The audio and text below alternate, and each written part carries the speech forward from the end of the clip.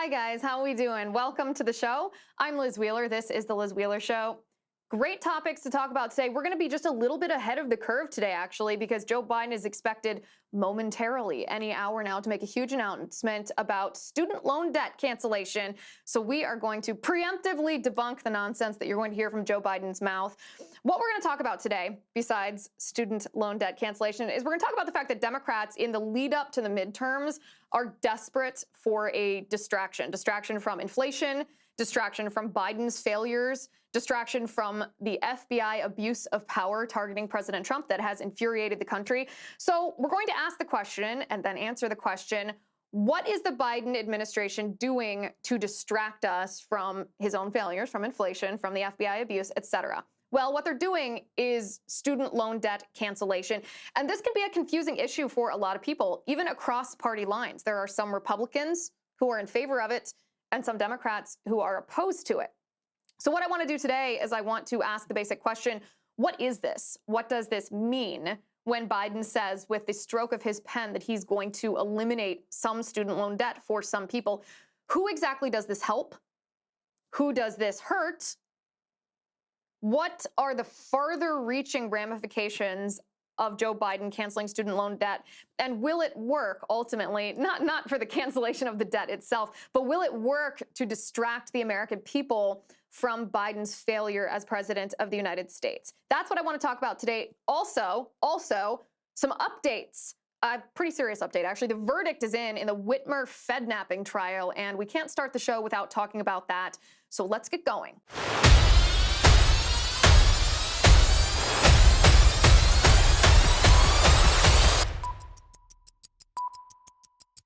Thank goodness for American Hartford Gold. If you're like me, then you are growing more and more concerned about the future. Inflation is at its highest level in 40 years, which means the highest level in my entire lifetime. Interest rates are skyrocketing. Market experts like Jamie Dimon, who's the CEO of JP Morgan, not only predicted that this recession would happen, but they're using terms like economic hurricane and unprecedented. If you want to protect your future, then I suggest you do what I did. I called the only precious metal dealers that I trust, American Hartford Gold. They can show you how to protect your savings and your retirement accounts by diversifying your portfolio with physical gold and silver. All it takes to get started is a short phone call, and they'll have physical gold and silver delivered right to your door or inside your IRA or 401k if you're like me. And they make it easy. They're the highest rated firm in the country with an A+ rating from the Better Business Bureau and thousands of satisfied clients. If you call them right now, they'll give you up to $1,500 of free silver on your first order. So don't wait. Call them now. Call 866-781-7499. That's 866-781-7499. Or if you prefer text messaging, you can text my name, Liz, to 65532.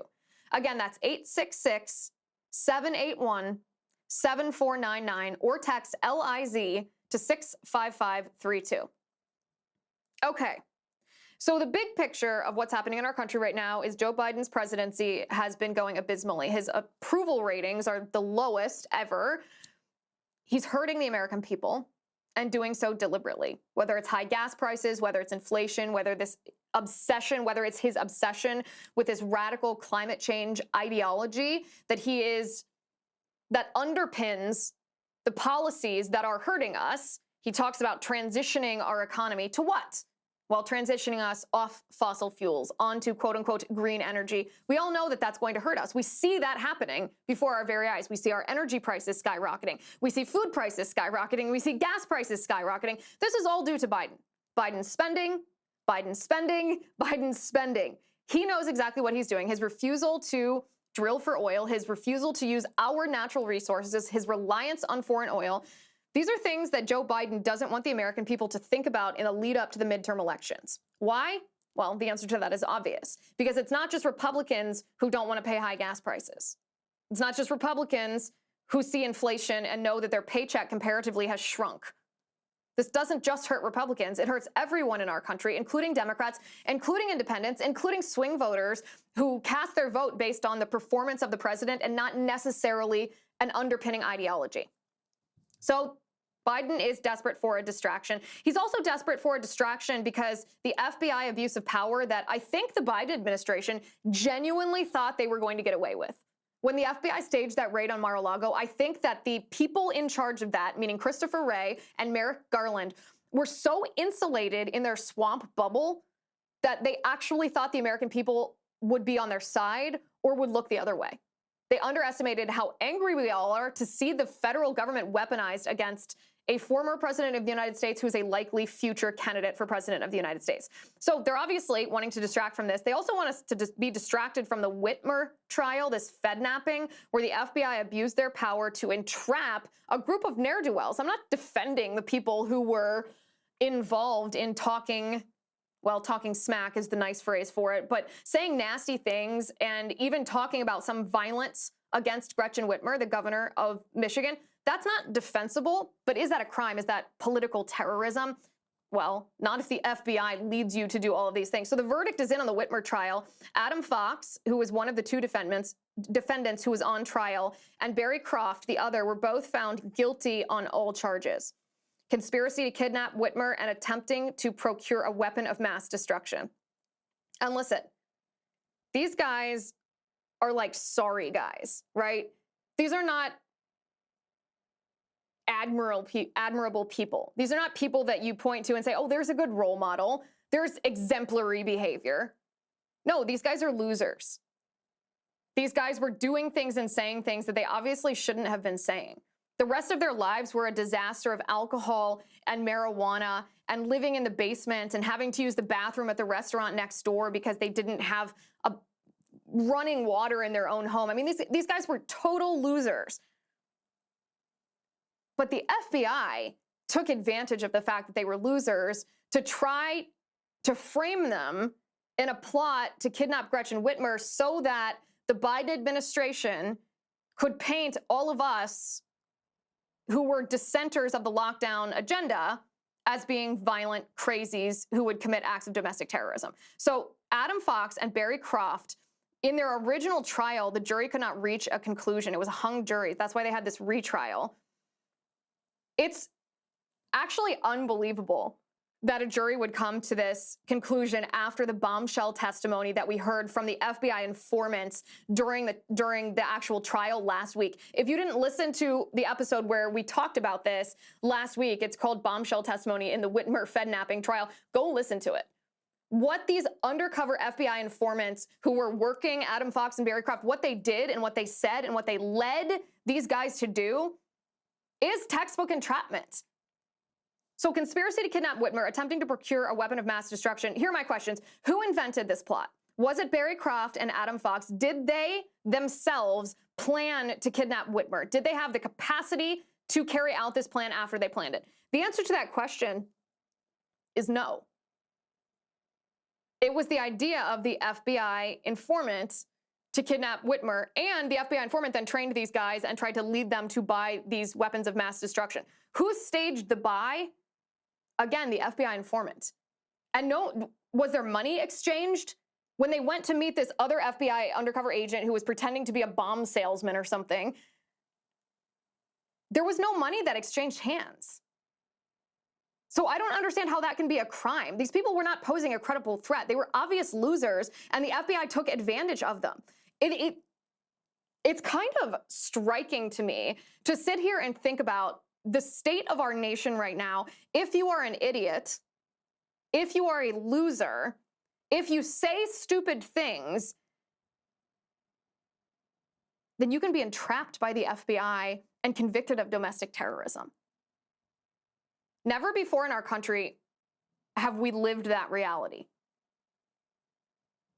where if you're a loser, then the left can successfully convict you of domestic terrorism. Yet that's the reality that we're facing right now. And this is what the Biden administration wants to distract us from. This is a serious violation of civil rights.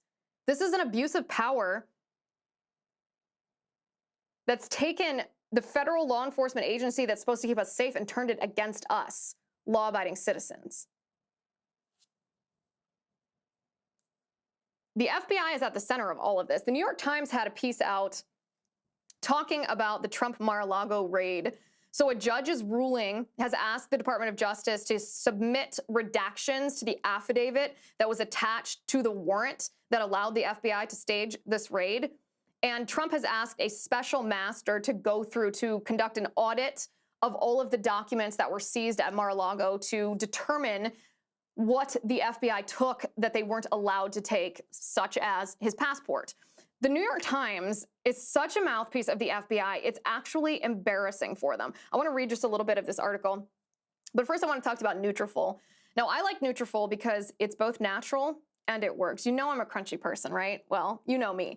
There's a holistic solution for men if you are suffering in the follicle department on your head. It promotes both healthier hair and whole body wellness without drugs or prescriptions. Nutrafol is clinically shown to improve hair growth, thickness, and visible scalp coverage without any compromise. And I know that's a euphemism, so what do I mean by without compromise? Well, a lot of these similar products reduce your sex drive. Nobody wants that. Nutrafol is made of 21 potent natural ingredients that actually supports sex drive. It also supports better sleep and less stress. In a clinical study, men showed progressive improvement in hair growth and thickness after 3 and 6 months. You can grow healthier, thicker hair, and you can support our show by going to Nutrafol.com and entering promo code Liz, and you will save $15 off your first month's subscription. This is their best offer anywhere. It's only available to U.S. customers for a limited time. Plus, you'll get free shipping on every order. Get $15 off at Nutrafol.com, spelled Nutrafol.com, promo code Liz. Nutrafol.com, promo code Liz. So this New York Times article, let me bring this up. The title of this article is Trump had more than 300 classified documents at Mar-a-Lago. The subtitle says the National Archives found more than 150 sensitive documents when it got a first batch of material from the former president in January, hoping to explain the Justice Department's urgent response. So even in the subtitle, what does it tell us? That Trump was cooperating with these requests from the National Archives. It's funny that the FBI would stage a raid on someone who was cooperating the way that Trump was. But remember, the role the New York Times played in Russiagate was as the mouthpiece of the federal government. And by the federal government, I mean the swamp creatures in the deep state, in the intelligence community, and the law enforcement apparatus in the federal government. And they are playing the same role in this as it unfolds in the FBI's abuse of power by raiding Mar-a-Lago. This is what they write. The initial batch of documents retrieved by the National Archives from former President Donald J. Trump in January included more than 150 marked as classified, a number that ignited intense concern at the Justice Department and helped trigger the criminal investigation that led FBI agents to swoop into Mar-a-Lago this month seeking to recover more. Multiple people briefed on the matter said. Okay, so first of all, it's funny because they won't use the word raid. Remember how they told us this was just a visit from the FBI? But they swooped in. Well, what do you do? If you're swooping in, what are you doing? Well, you're raiding. You're not visiting. You don't swoop in for a visit. Just funny, I think. In total, the New York Times writes, the government has recovered more than 300 documents with classified markings from Mr. Trump since he left office. The first batch of documents returned in January, another set provided by Mr. Trump's aides to the Department of Justice in June, and the material seized by the FBI in the search this month. Okay, so that's 2 batches of documents that Trump turned over voluntarily at the request of the National Archives. And what does the DOJ do in response? They staged this raid. The previously unreported volume of sensitive material found in the former president's possession in January helps explain why the Justice Department moved so urgently to hunt down any further classified materials he might have. And here's where the total BS comes into play. The total BS. The previously unreported volume of the sensitive material. Remember that phrase because, they bury this about 10 paragraphs down. But I'm going to tell you what they say before they say it so you can fully appreciate this. They go on to say that the level of classification of these documents is actually completely irrelevant to what the Department of Justice is trying to charge Trump with. But this is what the New York Times does. This is what they did. First, they tell us that it was nuclear weapons-related documents. Oh my, nukes! President Trump, can't you just picture him in his bedroom? He creeps out of bed in the middle of the night, gets out his little Lego toys, and tries to build a replica model of a nuclear weapon based on the documents that he secreted away from the White House. Yeah, that was likely. Okay, so remember that phrase. The previously unreported volume of sensitive material found in the former president's possession helps explain why the Justice Department moved so urgently. Okay, right. And the extent to which, the New York Times writes, such a large number of highly sensitive documents remained at Mar-a-Lago for months, even as the department sought the return of all material that should have been left in government custody when Mr. Trump left office, suggested to officials that the former president or his aides had been cavalier in handling it, not fully forthcoming with investigators, or both.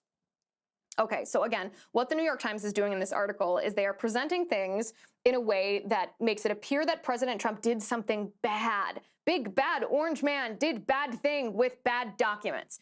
No, President Trump had a standing order that any documents he took from the White House to Mar-a-Lago were declassified. He's the ultimate arbiter of classification. He can declassify anything he wants.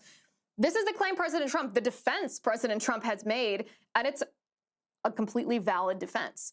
If someone in the government wants to litigate that, they want to challenge the right of the chief executive to be the arbiter or the ultimate arbiter of classification, that's fine, go ahead.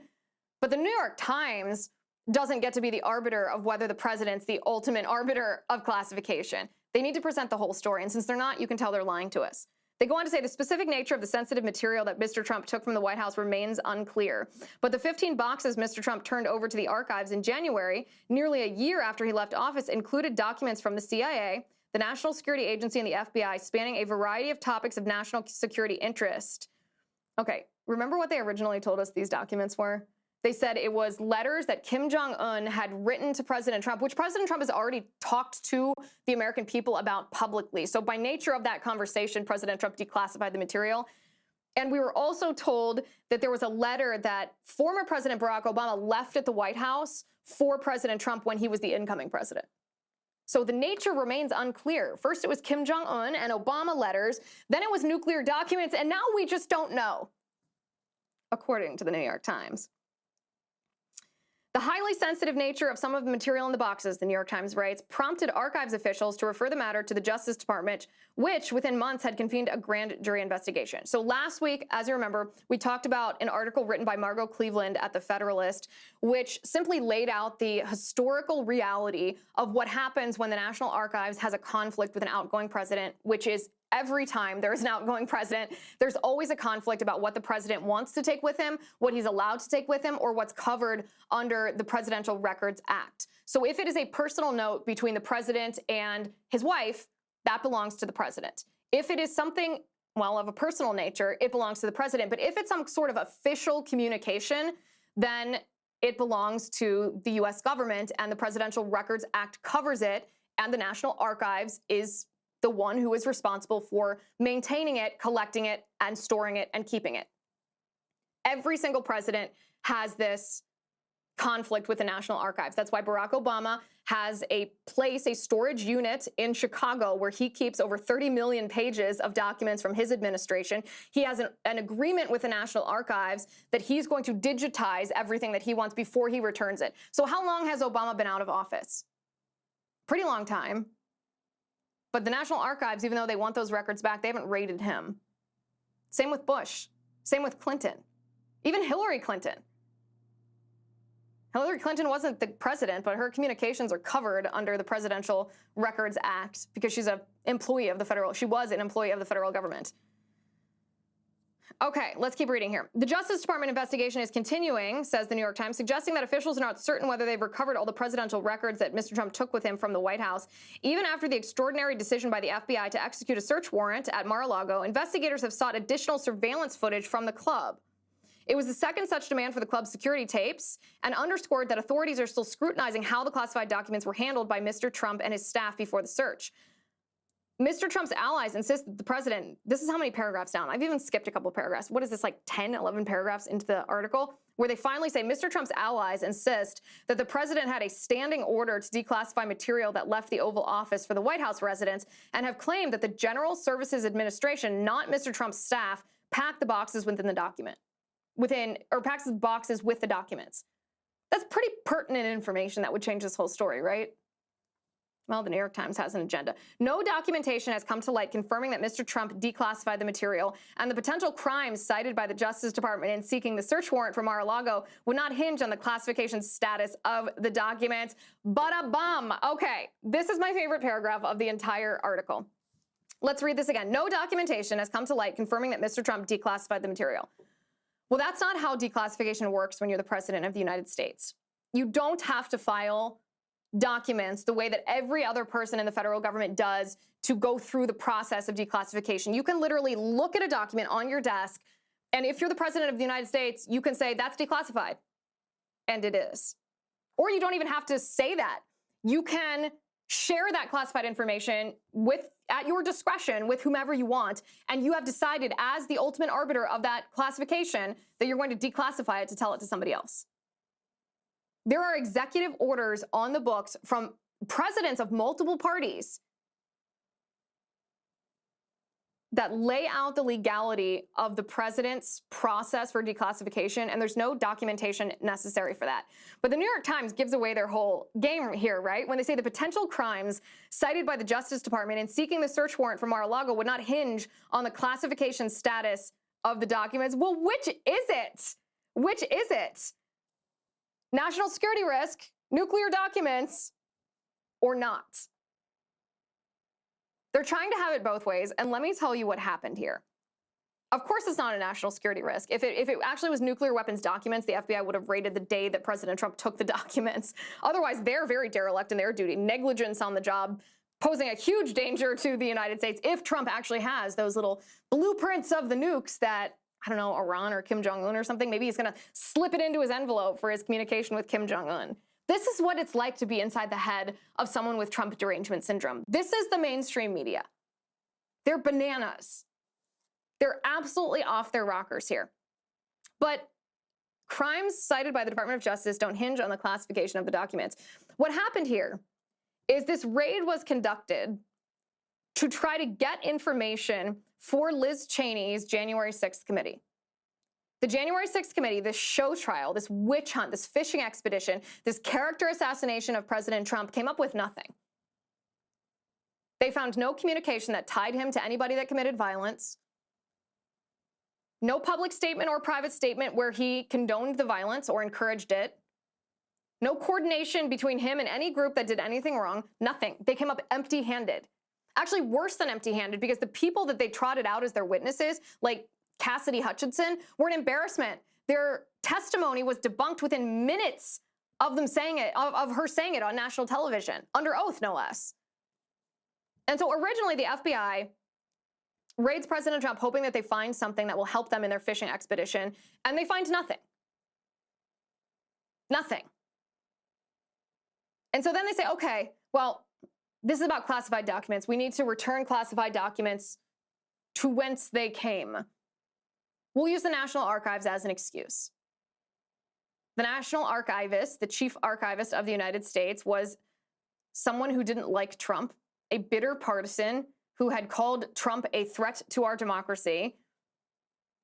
And so they thought, okay, well, maybe we can get Trump on the classified documents. But really, they're not looking for classification. They're looking for any quote-unquote mishandling or concealment of documents that belong to the National Archives and not to Trump personally, because a president can be charged, anybody, not just a president, can be charged and convicted of this crime of mishandling or concealing a document, and you can be sent to prison for up to 3 years, you can be fined, and you can be prevented from becoming the president of the United States. This is what the New York Times is trying to run cover for, but they contradict themselves multiple times. Multiple times.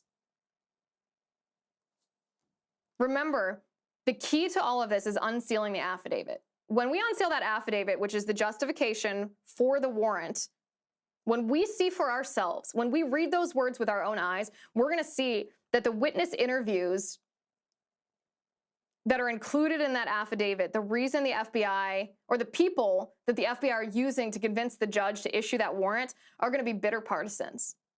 They're Trump haters. They're going to be the same people who went after Trump during Russiagate.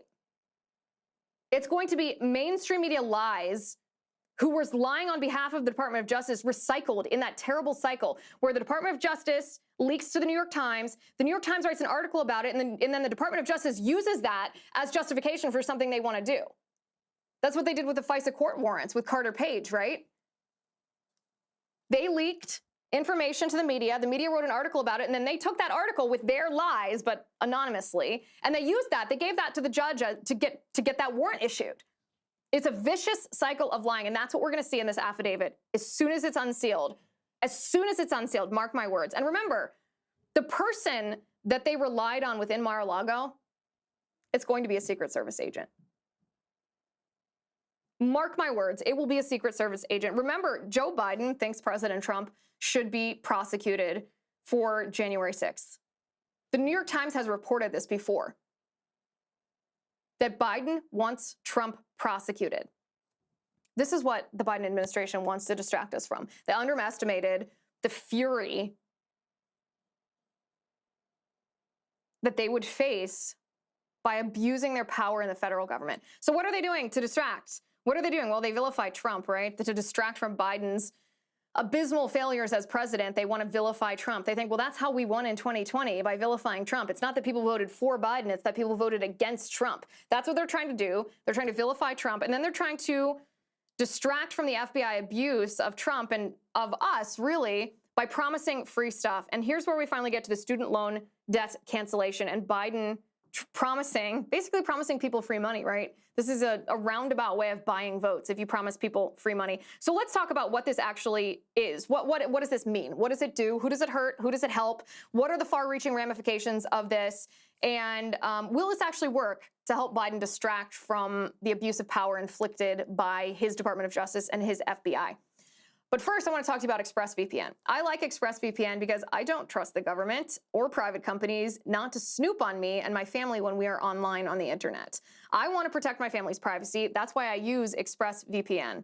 Internet service providers know every single website that you visit. Internet service providers can then sell this information to ad companies and tech giants who use your data to target you. It's very, very creepy. Using the internet without ExpressVPN is actually kind of like going to the bathroom and not closing the door. You want to keep your business private. Enter ExpressVPN. ExpressVPN is so easy to use. You just download the app on your phone or your computer. You just tap one button and you are protected. That's all there is to it. I like ExpressVPN because when I'm researching for this show or talking to you, I know my data is anonymized. It's encrypted. I'm protected. I know you'll like ExpressVPN too. Secure your online activity today by visiting expressvpn.com/Liz. That's expressvpn.com/Liz. And if you use my URL, you will get an extra 3 months free. That's right, 3 months free if you use my URL, expressvpn.com/Liz. expressvpn.com/Liz. Okay, so finally we get to student loan debt cancellation.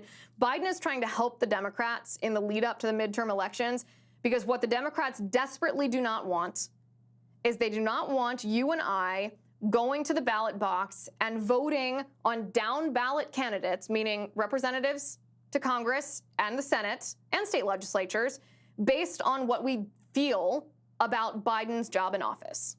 They do not want the midterm elections to be a referendum on Joe Biden. And so what are they doing? They're trying to change the image of Joe Biden in the face of the public. They're trying to convince us that he's on our side. He's going to give you great stuff. He's doing good things for your life.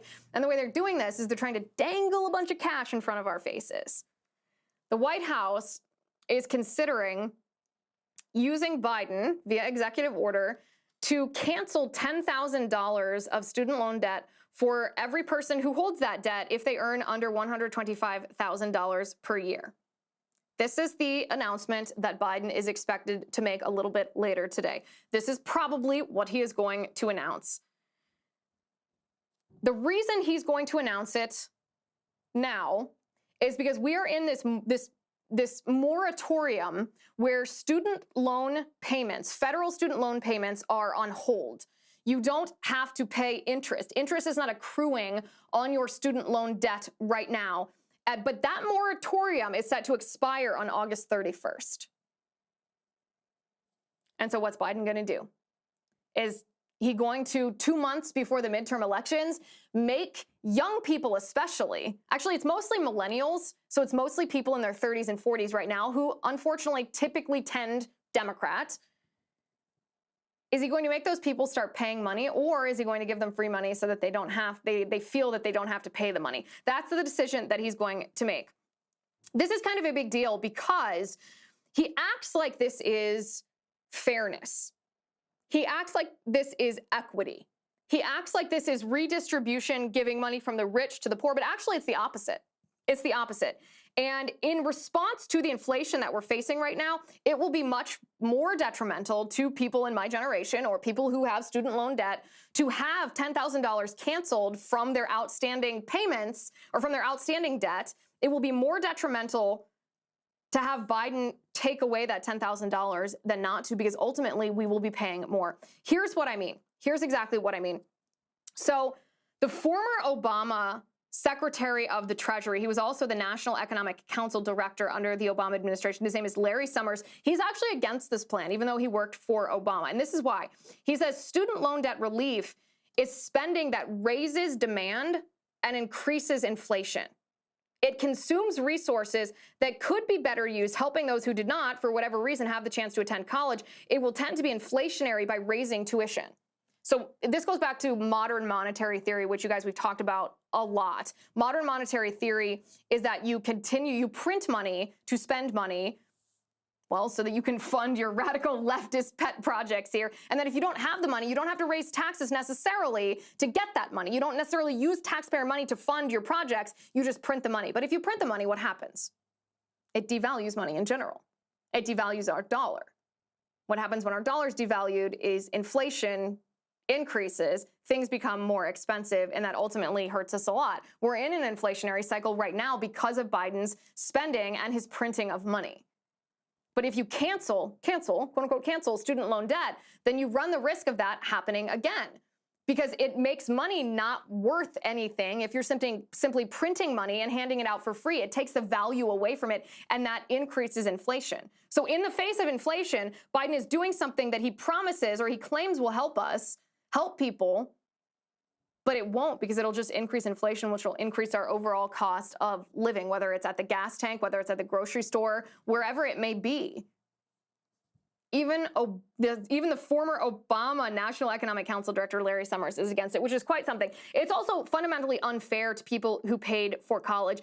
And there's this misunderstanding among the left. Some people are just dumb, I think, and fall for this. Other people are willfully ignorant. And then there's the people who are deliberately misrepresenting what the cancellation of student loan debt does, because they want it to happen, because they want a larger, more sprawling government that spends a lot of money. There's a young woman who does not a YouTube show, an Instagram show and a TikTok show called The Pocket Report. She's leftist, but it's actually quite a funny show, or an amusing show, because she's sort of a parody or satire of what a lot of political shows are. But she is, of course, a committed leftist underneath her satire. And so sometimes she does things like this video where she makes claims about who is disenfranchised, is the word she used. Who's disenfranchised by carrying student loan debt? So basically an argument for, if Biden likes minorities, then he needs to cancel this student loan debt. And this is what she did. This is also, by the way, why the White House is being flooded with pens in their mailroom. She was the one who coordinated sending pens to Joe Biden in the name of student loan debt. Hey guys, this is the Pocket Report. A few months ago, I asked you all to send spare pens to the White House with the hashtag #PensForBiden, to the conclusion that the only reason Biden hasn't forgiven student loan debt yet is because he must not have a pen to sign the executive order with, so we were going to help our guy out. And you guys did. The White House received thousands of pens, and the New York Times even wrote about it. They did not mention me, which is fine. The reason that this got a lot of attention is because, while petitions, emails, postcards, all of those things are good things, receiving thousands of pens in the mail is really annoying, and that tends to be when you get somewhere. So, not to sound like a Pelosi email, but I am asking you guys to send more pens, but I can explain. We all know the real reason that Biden should forgive student loan debt is because of the specific populations it disenfranchises: people of color, first gens, anyone without generational wealth, the impact it's about to have on the housing market, and because the government forgives debt literally all the time, and the only difference here would be making the same actions for everyday Americans the way that this country always has for corporations. But the reason right now is a time we might be able to push this through is because there's been mounting pressure on Biden to fulfill this campaign promise. Midterms are right around the corner, and the pause on student loan payments ends August 31st. However, the federal government has reportedly told loan servicers not to remind borrowers about the resuming payments in September, indicating another pause extension, probably because they don't want those bills hitting right before midterms, which is all the more reason to just knock them on out. So please grab your spare pens, address them to the White House, and include a note to Biden explaining specifically what your pen is for, and post it on your social media accounts with the hashtag #PensForBiden in the next week or so. The idea is to bring enough momentum to put Biden at a breaking point, and because picturing a pile of like 7,000 used Bic pens in the White House mailroom is funny, please send pens, thank you. So amusing, right? Right. The not amusing. So I actually think that I enjoy watching her stuff, even though she's liberal, because I think it's kind of funny. But this is the problem with this is what a lot of young people on TikTok and on Instagram think is true. They think that student loan debt disenfranchises minority people, like she said, maybe first generation people, minorities, women, and that is not true. In fact, if you cancel student loan debt, it helps wealthier people. Listen to these statistics. You'll notice she didn't back up any of her comments or her claims with fact, and this is, of course, where the left always gets caught, where their true colors are always exposed. So a report from the Brookings Institution shows that 1/3 of student debt is owned by the wealthiest 20% of households, while only 8% of student debt is owned by the bottom 20%. Why is that? Because the majority of student loan debt is not undergraduate. The majority of student loan debt is accrued by people going to grad school. These people who go to grad school have an earning potential far above people who graduate with just bachelor's degrees or associate's degrees, and certainly just high school diplomas. So you are giving money, you are subsidizing people who have an earning potential far and away higher than those who are not carrying the debt at all. 37%, only 37% of Americans overall have a bachelor's degree or higher, a 4-year college degree. Only 13% of Americans have graduate degrees. And yet 56% of student loan debt is held by people who went to grad school.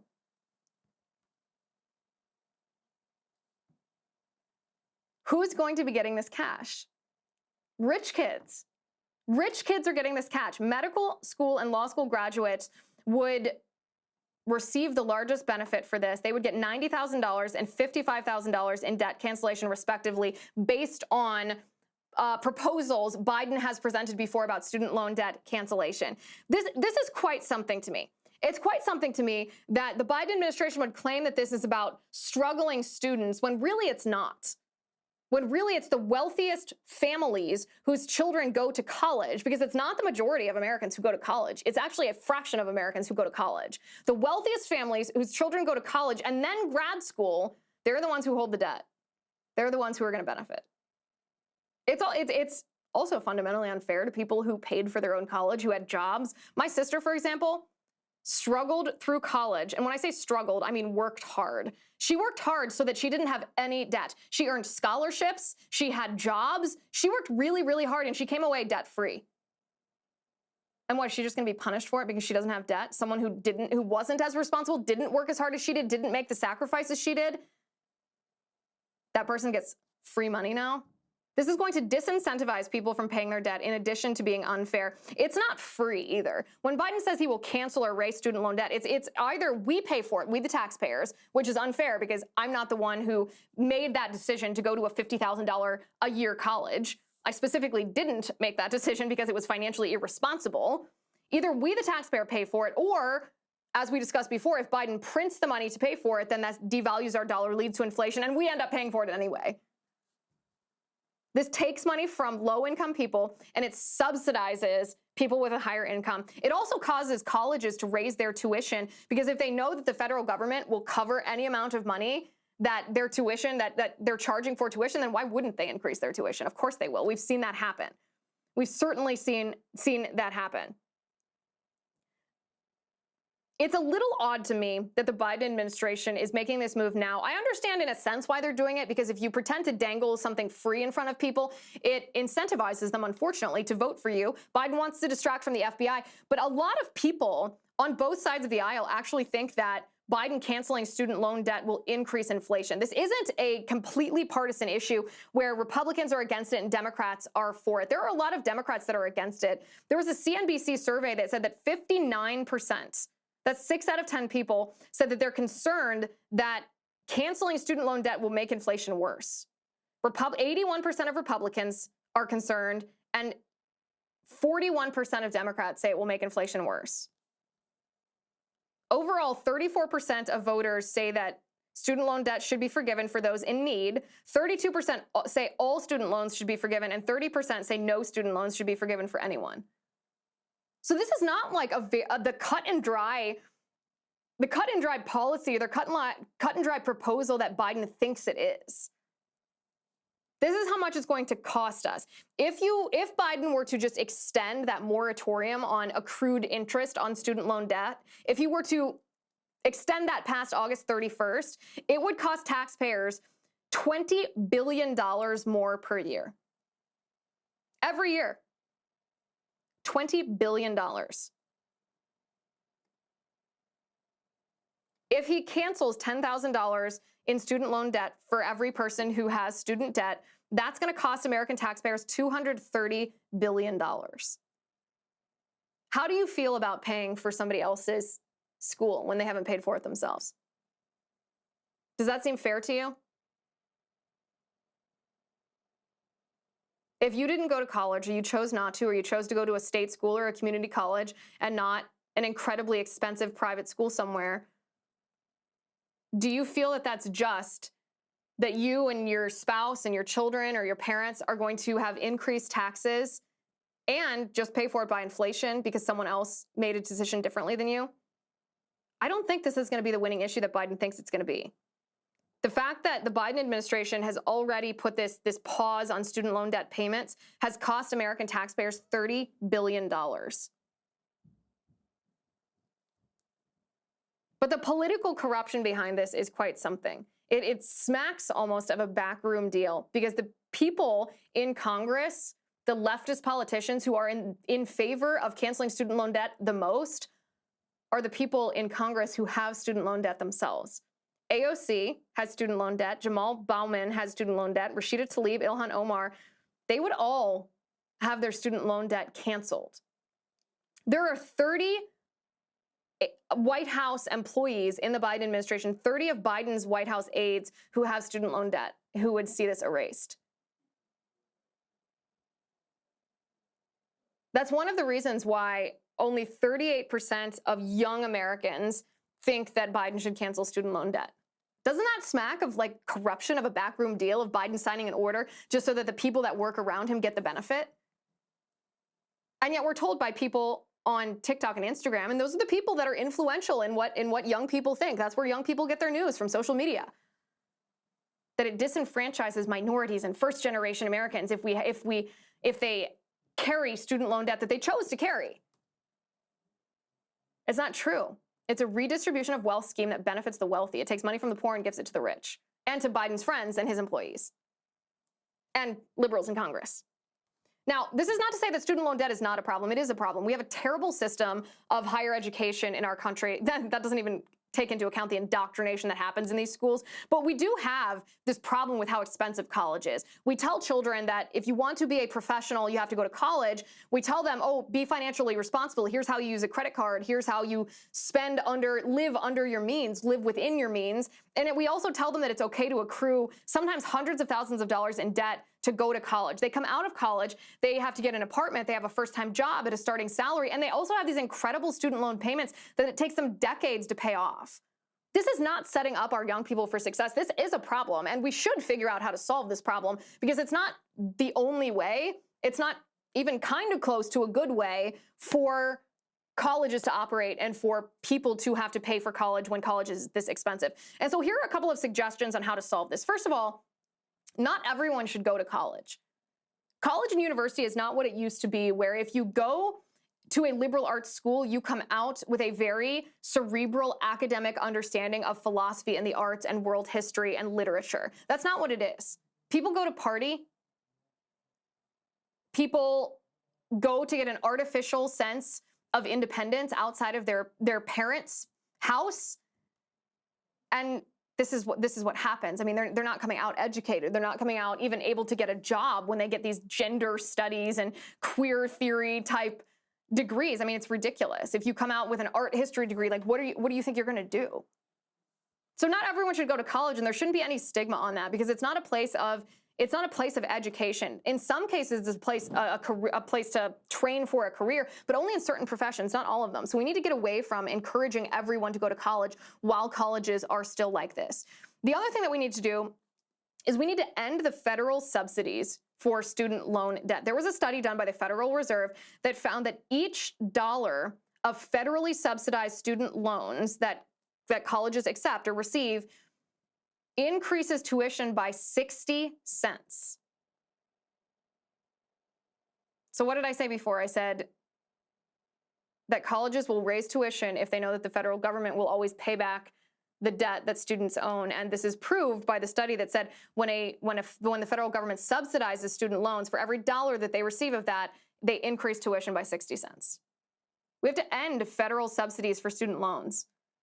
Colleges will not charge this amount of money if they don't think they're going to be paid back for it. And students won't go to college if they can't afford that. And so the free market will then work to bring the cost of college down to a point that, sure, the colleges might still make money, but students and families will still be able to afford it. It's actually a fairly simple solution that, shocker, relies on the free market to balance things out. The other thing that we should do is we should tax non-taxable university endowments. Universities have endowments that would blow your mind. There's so much money. We're talking tens of millions, sometimes billion-dollar endowments. And donations to this are non-taxable, and you can invest it. Universities can invest these endowments to increase the money, and that's not taxed either.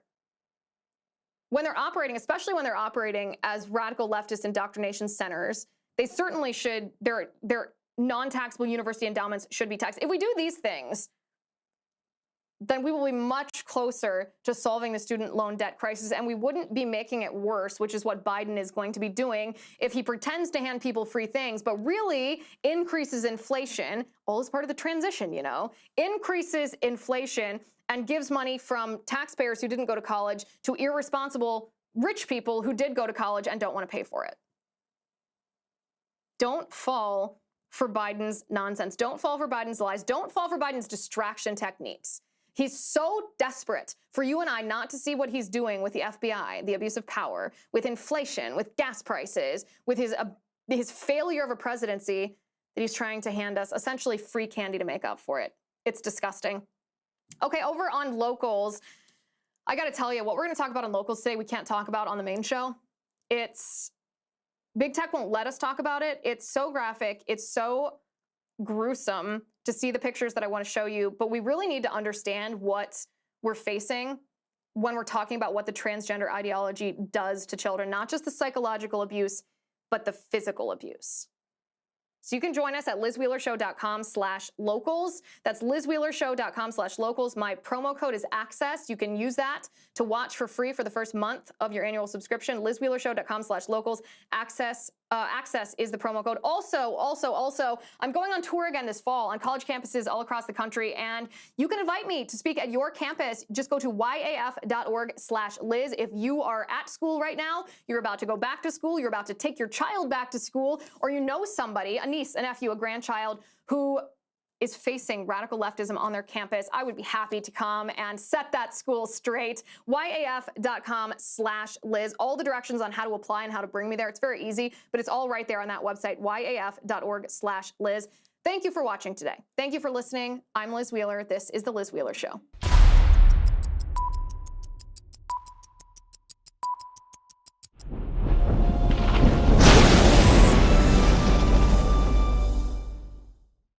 If you haven't already, give this video a thumbs up, hit the subscribe button below, and ring the bell to make sure you never miss a video.